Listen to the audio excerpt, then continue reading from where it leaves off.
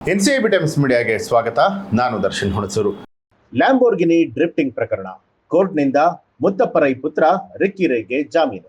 ಹೌದು, silicon city ಹೃದಯ ಭಾಗವಾದ ಅನಿಲ್ ಕುಂಬ್ಳೆ ವೃತ್ತದಲ್ಲಿ ಐಷಾರಾಮಿ ಲ್ಯಾಂಬೋರ್ಗಿನಿ ಕಾರನ್ನ ಅಪಾಯಕಾರಿಯಾಗಿ ಡ್ರಿಫ್ಟಿಂಗ್ ಮಾಡಿದ ಪ್ರಕರಣಕ್ಕೆ ಈಗ ದೊಡ್ಡ ಟ್ವಿಸ್ಟ್ ಸಿಕ್ಕಿದೆ.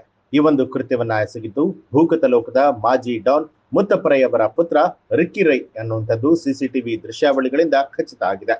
ಪೊಲೀಸರ ವಿಚಾರಣೆಗೆ ಹಾಜರಾಗುವ ಮುನ್ನವೇ ರಿಕ್ಕಿ ರೈ ನ್ಯಾಯಾಲಯದಿಂದ ಜಾಮೀನನ್ನ ಪಡೆದುಕೊಂಡಿದ್ದಾರೆ ಅಂತ ಹೇಳಿ ತಿಳಿದು ಬಂದಿದೆ.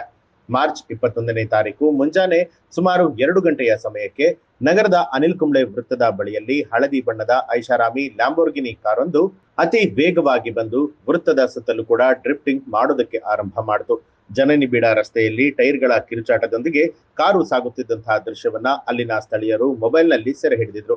ಈ ಒಂದು ವಿಡಿಯೋ ಸಾಮಾಜಿಕ ಜಾಲತಾಣದಲ್ಲಿ ವೈರಲ್ ಆಗ್ತಿದ್ದ ಹಾಗೆ ಸಾರ್ವಜನಿಕರು ಆಕ್ರೋಶವನ್ನ ವ್ಯಕ್ತಪಡಿಸಿದ್ರು.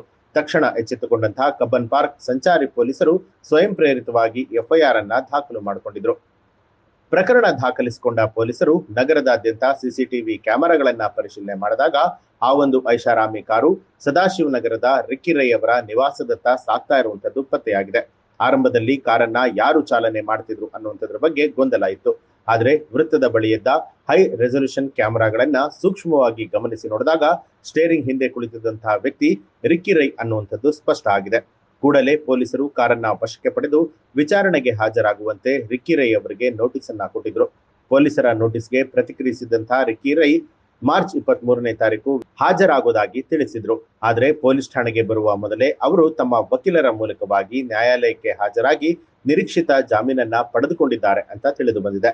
ಅಜಾಗರೂಕತೆ ಮತ್ತು ಸಾರ್ವಜನಿಕರ ಜೀವಕ್ಕೆ ಅಪಾಯ ತಂದೊಡ್ಡುವಂತಹ ರೀತಿಯಲ್ಲಿ ಚಾಲನೆ ಮಾಡಿದ ಆರೋಪದ ಅಡಿಯಲ್ಲಿ ಈ ಒಂದು ಪ್ರಕರಣ ದಾಖಲಾಗಿತ್ತು. ಡ್ರಿಫ್ಟಿಂಗ್ ಅಂತ ಹೇಳಿದ್ರೆ ವಾಹನದ ಹಿಂದಿನ ಚಕ್ರಗಳ ಹಿಡಿತವನ್ನ ಉದ್ದೇಶಪೂರ್ವಕವಾಗಿ ತಪ್ಪಿಸಿ ತಿರುವುಗಳಲ್ಲಿ ನಿಯಂತ್ರಿತವಾಗಿ ಜಾರುವಂತೆ ಮಾಡುವಂತಹ ಒಂದು ಚಾಲನಾ ತಂತ್ರ. ಇದು ಸಾಮಾನ್ಯವಾಗಿ ಮೋಟಾರ್ ಸ್ಪೋರ್ಟ್ಸ್ ಕ್ರೀಡೆಗಳಲ್ಲಿ ಕಂಡು ಬರುತ್ತೆ. ಆದ್ರೆ ನಗರದ ಸಾರ್ವಜನಿಕ ರಸ್ತೆಗಳಲ್ಲಿ ಇಂತಹ ಸಾಹಸಗಳನ್ನ ಮಾಡುವಂತದ್ದು ಕಾನೂನು ಬಾಹಿರ ಮತ್ತು ಜೀವಕ್ಕೆ ಅಪಾಯಕಾರಿ ಅಂತೇಳಿ ಕಾನೂನೇ ಇದೆ. ಜೊತೆಗೆ ಪೊಲೀಸರು ಕೂಡ ಎಚ್ಚರಿಕೆಯನ್ನ ಕೊಟ್ಟಿದ್ದಾರೆ. ಒಟ್ಟಾರೆಯಾಗಿ ಜನನಿಬಿಡ ಸ್ಥಳಗಳಲ್ಲಿ ಈ ರೀತಿಯಾಗಿ ಡ್ರಿಫ್ಟಿಂಗ್ ಮಾಡುವಂತದ್ದು ತಪ್ಪು ಅನ್ನುವ ಸಂದೇಶವನ್ನ ಸಾರಿದಂತಾಗ್ತಾ ಇದೆ. ಲ್ಯಾಂಬೋರ್ಗಿನಿ ಡ್ರಿಫ್ಟಿಂಗ್ ಪ್ರಕರಣಕ್ಕೆ ಇದೀಗ ತಿರುವು ಸಿಕ್ಕಿದ್ದು ಕೋರ್ಟ್ನಿಂದ ಮುತ್ತಪ್ಪ ರೈ ಅವರ ಪುತ್ರ ರಿಕ್ಕಿ ರೈ ಇದೀಗ ಜಾಮೀನನ್ನ ಪಡೆದುಕೊಂಡಿದ್ದಾರೆ. ಈ ಒಂದು ಮಾಹಿತಿಗೆ ಸಂಬಂಧಪಟ್ಟ ಹಾಗೆ ನಿಮ್ಮ ಅನಿಸಿಕೆ ಅಭಿಪ್ರಾಯವನ್ನ ಕಮೆಂಟ್ ಮಾಡಿ ತಿಳಿಸಿ.